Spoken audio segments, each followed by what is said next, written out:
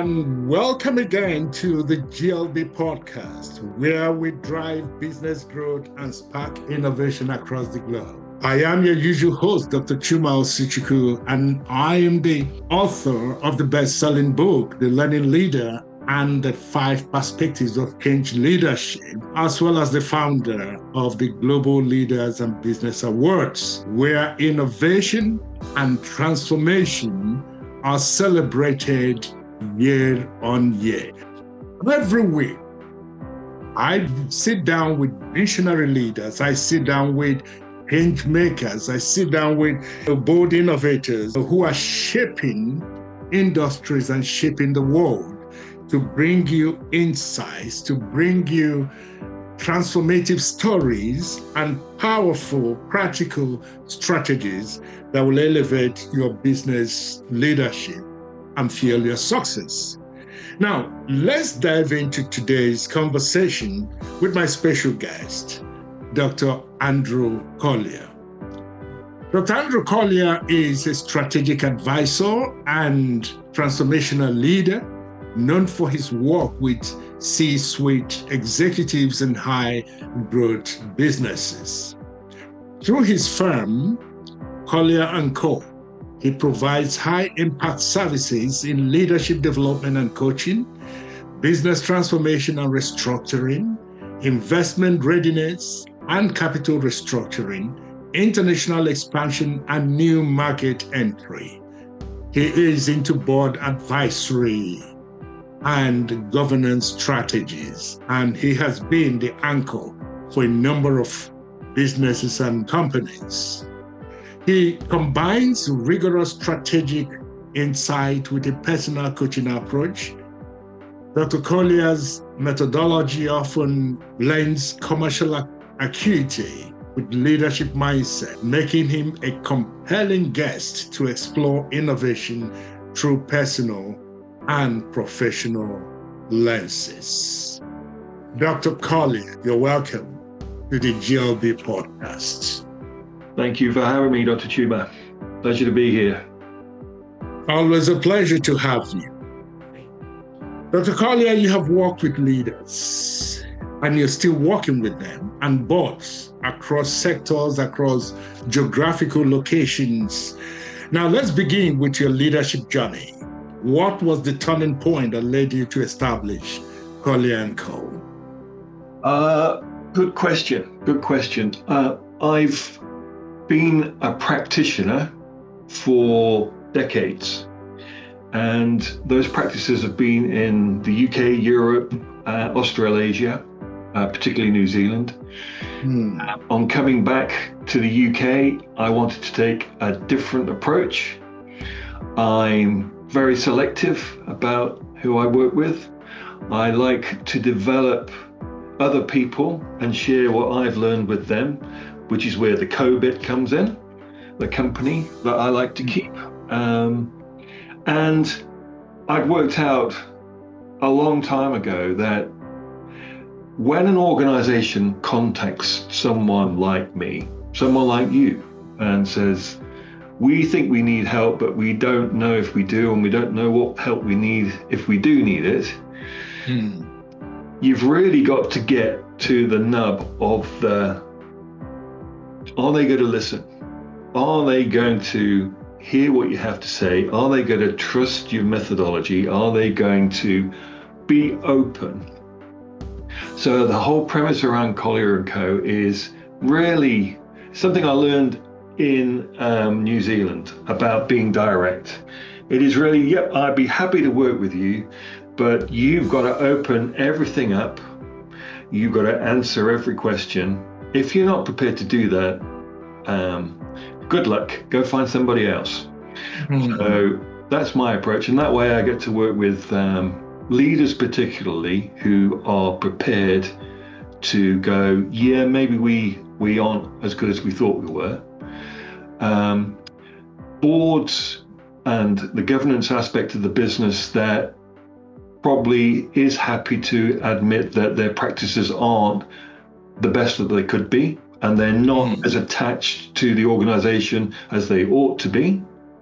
So What do I mean by that? What I mean is that getting a non-executive director's remuneration isn't going to get your investment as much as you think it's going to be, because it's something else that you do. It's not your main raison d'etre. It's something else that you do. So are you really connected to the strategy and the vision for the organization? And then the final limb. So if you look at it like a milking stool, you've got the leadership side. I want to work with the leader. You've got the governance side. Is it effective? It's the strategy. And the strategy is only as good as the leadership team that develop it, the governance team that oversee it. So that's what Collyer Co is all about, really. And to such an extent that we've actually developed that philosophy around strategy, leadership, and governance into an evaluative process, software as a service, called SLG3, and the intent of that is that if you can align and interconnect strategy, leadership, and governance in an organization, you can effectively cube the effect that should have in taking it forward. So I'm only interested in working with people that get that concept. If they just want a bit of tinkering around the 3-year strategic vision, a bit of tinkering around coaching the executive leadership team, or could you help us recruit a really effective NED from this sphere of influence? The answer is no. No, you can find other people to do that. They're called recruiters. They're called business advisors. If you want somebody to explain to you how to bring it all together, let's have a conversation. Isn't that interesting that when people approach you for consultancy work like this, it is, from where I stand, an admission that the status quo has a problem. And why is it then that they would not be open to new ideas? Why is it that they will be resistant to new... that's a can. Let's take the lid off that can. So, ego, fundamentally. So say we're looking at those 3 components: strategy, leadership, and governance. If it's ordinarily the leader that contacts you, sometimes it could be the chair of the board, sometimes it's ordinarily the C-suite guy, and normally the CEO. Is their ego getting in the way of them admitting that actually they're the one driving this thing and they're the one that's going off the rails? So ultimately it's down to them. Or where it might be the chair of the board, you appointed the CEO. Don't bring me in as a foil, as a device to put pressure on the person that you appointed. Because that's your job. That's why you have all those processes in terms of annual review, etc., board meetings, KPIs. You've got all the mechanisms. Now you're just abdicating your responsibility. So it's an interesting one. What gets in the way? Day-to-day gets in the way. Operationally, these are not simple things to run. These are not simple plans to execute. What's taught academically doesn't ordinarily transfer to the real world. There are organizations out there, the Big Four and everybody else that claims to be expert in this, that will bombard you with complex slides that are written in a deliberately sales way to tell you where your organization's going wrong. But ultimately, if you're the right leader, the right board, you have the right plan, then if you know it's not working, you can be open and say, we know it's not working, but we also know we can't fix it ourselves. That's the conversation you want to have. So the questions then are, where do you think it's not working? Were you too aspirational with the strategy? Were there external threats that you didn't really consider when you put this thing together? Did you just really overestimate the capacity of your organization to be as innovative as you thought it could be? Did you not look at that technology that's emerging as a threat? Lots of things. Because the typical approach tends to be, let's all get together and have some time away from the coalface and come up with this.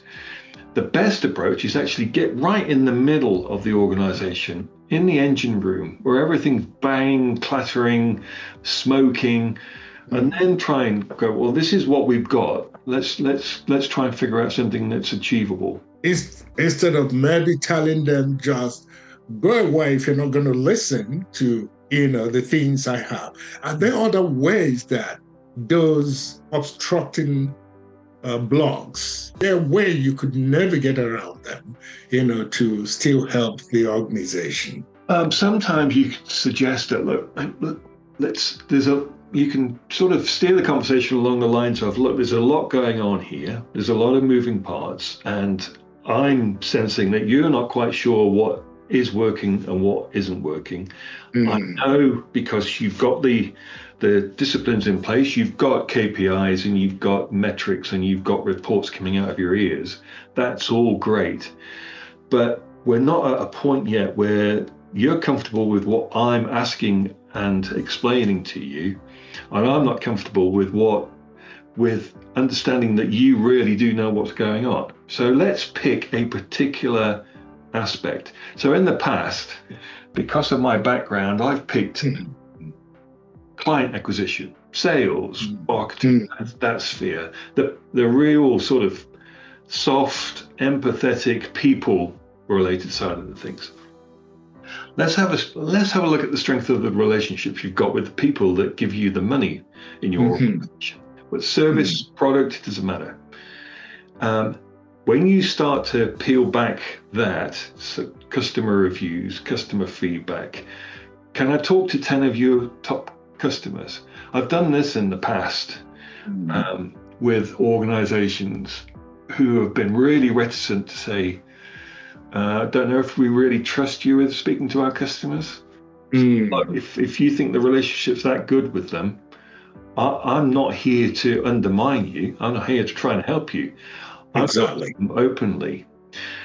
When I've done that, or we've done that, and I've gone back and said, so what do you think this customer said earlier?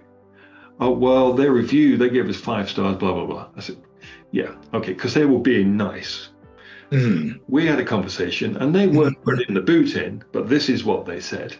And do they have a point? They said, this doesn't really work.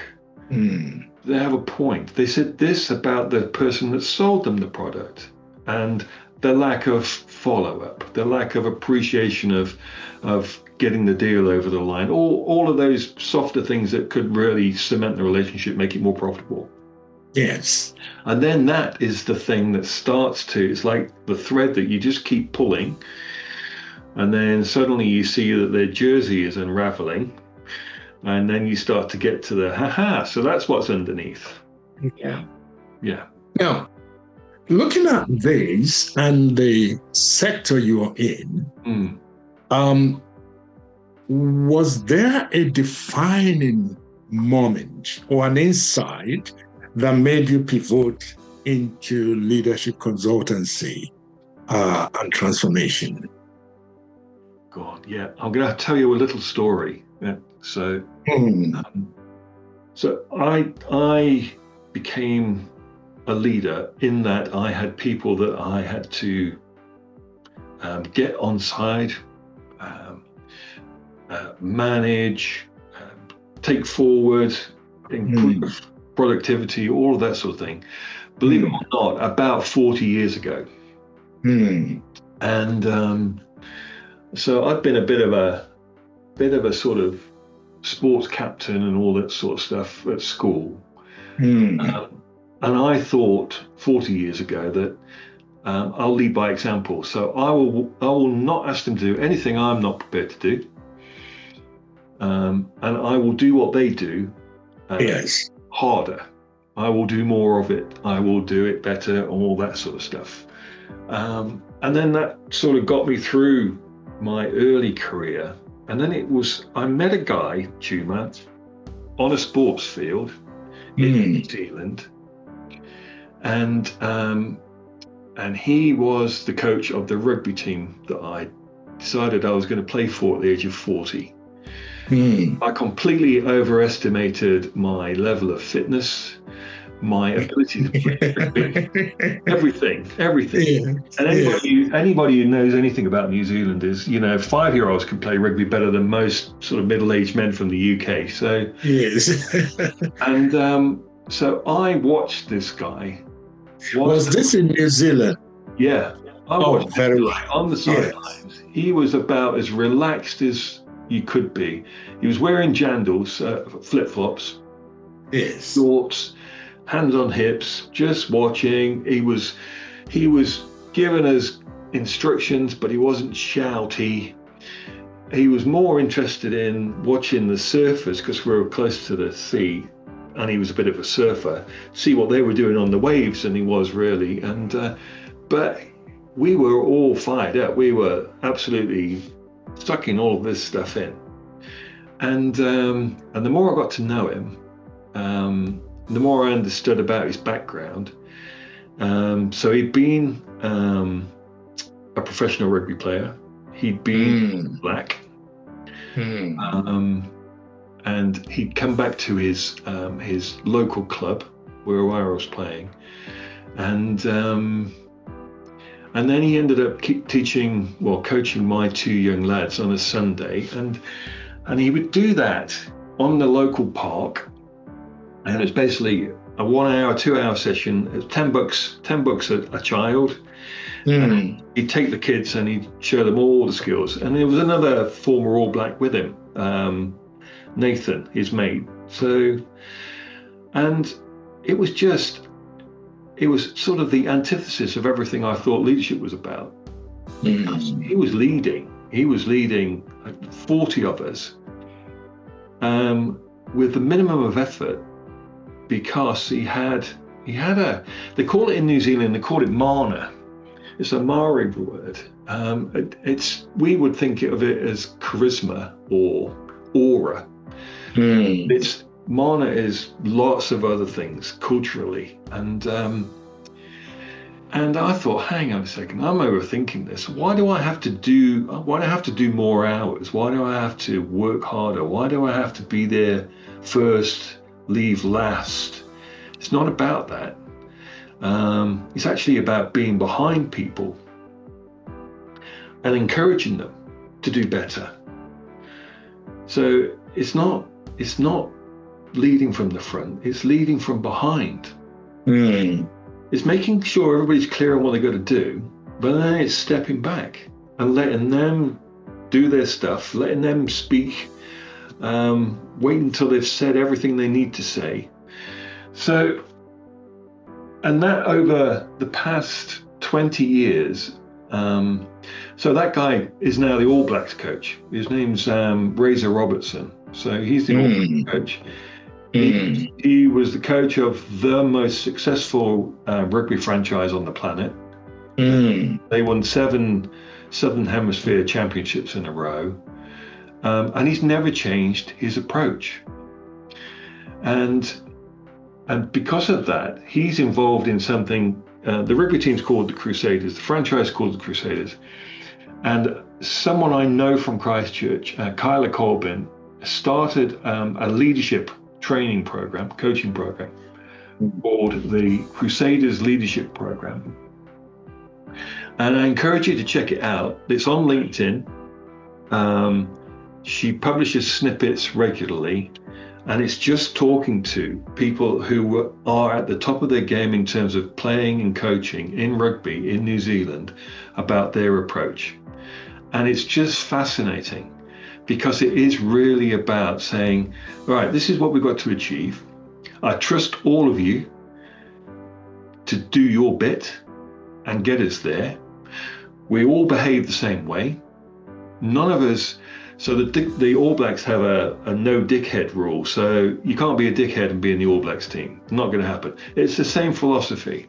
So Nobody needs to show off. Nobody needs to get carried away or excited with themselves. Let's just get on and do our stuff.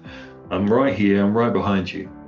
It's that approach to leadership that I'm trying to bring into our practice and say to these people who think having a flash car and a very expensive suit and a great watch and a big corner office or whatever is not the right approach.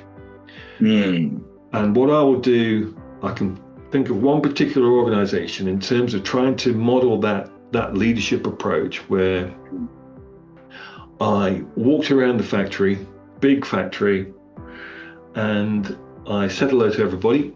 And I always like to talk to people who clean the factory or clean the building first, because they're the real bellwether. They will tell you how things are going. So I did this, and then the following day, I wore exactly what they were wearing and went around again.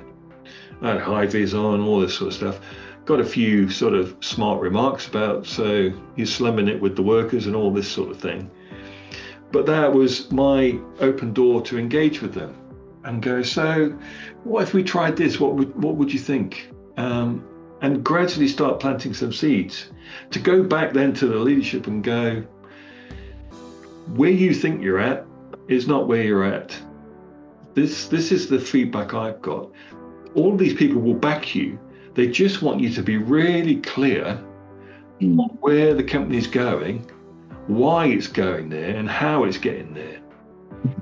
And they're not clear on any of that. So let's just figure that out, and then they'll all follow you. So I guess that's a long story, but that's my summation of what I think is really effective leadership. That's incredible. Could leading from behind be one of the approaches in leadership, or is it the only approach? Could people also want to be led from in front? They want to see the examples of the leader to be able to follow. Every now and again, the best way of leading from the front, and so you can step from behind and go to the front, is when you realize that everybody's hit a point and they can't see where they go next. So it could be a systemic problem in terms of how things are produced or delivered in the company. It could be a particularly challenging client or project. It's your opportunity just to step forward and say, bring everybody together. Right, so what do you all think? Why are we getting stuck here? What do you think isn't working? And the people that you want to speak up are the people that ordinarily don't come to the fore first. So, and I like to use this when I'm chairing a board meeting as well. So, because say I've stepped to the front, Chuma, and I've got 20 people around me. Mentally, I've now got the skill to work out who's spoken, who hasn't. And I'm always looking at the people who aren't speaking when somebody's speaking. I want to see, are you disengaged, or are you engaged but not quite sure that you should speak up? And when I do this in a board meeting, I always like to make sure that at the end of the meeting, I will go around the whole table and say, so Chuma, how did you find the meeting?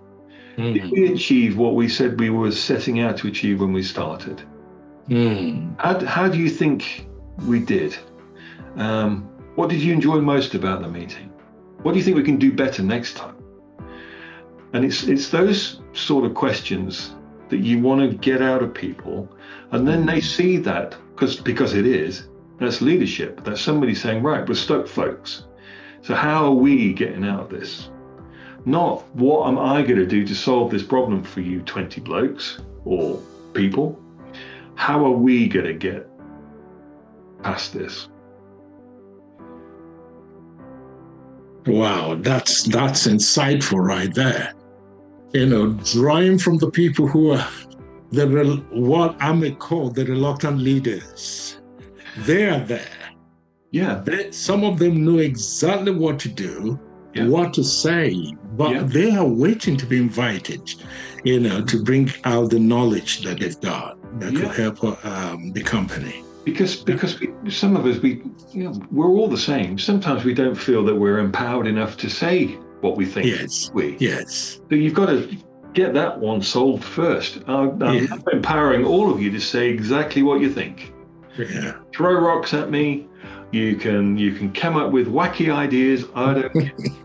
But whatever we do, we're all going to agree that this is what we're going to do. It's amazing.